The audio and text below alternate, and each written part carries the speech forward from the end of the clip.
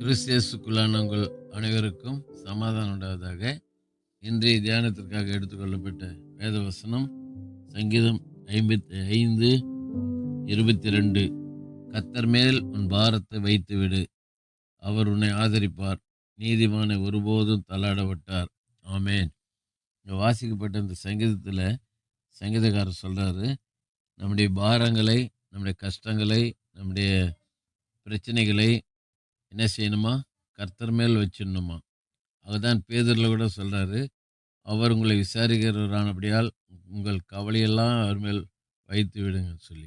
ஆகவே நம்முடைய கவலைகள், நம்முடைய பாரங்கள், நம்முடைய சுமைகள் நாமே அதிலிருந்து விடுதலை பெற்றுக்கொள்ளலாம், முயற்சி பண்ணி வெளியே வரலான்னு சொல்லி நினச்சி பார்த்தாக்கா, நினச்சோமானால் அது முடியாத காரியம். எல்லாவற்றுக்கும் விடுதலை கொடுக்கக்கூடியவர் ஆண்டவராகிய இயேசு கிறிஸ்து தான். அவர்தான் சொல்றாரு சங்கீதக்காரன், கர்த்தர் மேல் உன் பாரத்தை வைத்து விடு, அவர் உன்னை ஆதரிப்பார், நீதிமான ஒருபோதும் தள்ளாடப்பட்டார்.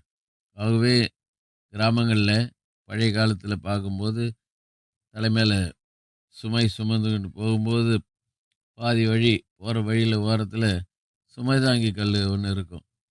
இந்த சுமை தாங்கி கல்லில் மூட்டையை இறக்கி வச்சுட்டு குளம் இருக்கும், குளத்தில் முகம் கழிட்டு தண்ணீர் குடிச்சிட்டு கொஞ்சம் ரெஸ்ட் எடுத்துகிட்டு மறுபடியும் மூட்டையை தூக்கிட்டு போவாங்க. அதே போல் நம்முடைய ஆண்டவராகிய இயேசு கிறிஸ்து நமக்கு சுமை தாங்கியாக இருக்கிறார். அவர் மேலே வச்சிடணும். இந்த வசனங்கள்லேருந்து நாம் கற்றுக்கொள்ளக்கூடிய சத்தியம் என்னன்னு சொன்னால், நம்முடைய வாழ்க்கையில் ஏற்படுகிற நம்முடைய பிரச்சனைகளை கர்த்தர் இடத்துல நாம் இறக்கி வைப்போம். கர்த்தரிடத்தில் நாம் சொல்லுவோம். அவர் நமக்கு விடுதலை கொடுத்து நம்ம இலகுவாக்குவார்.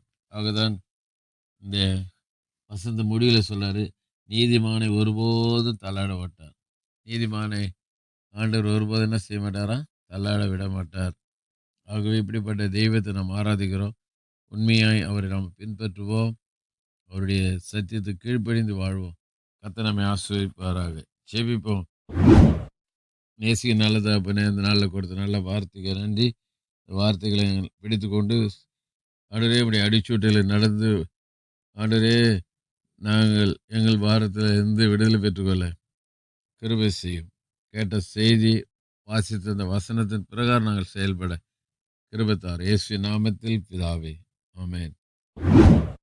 நம்முடைய கர்த்தரும் இரட்சகருமாகிய இயேசு கிறிஸ்துவின் கிருபையிலும் அவரை அறிகிற அறிவில் வளருங்கள். அவருக்கு இப்பொழுதும் என்னென்றைக்கு மகிமை உண்டாவதாக.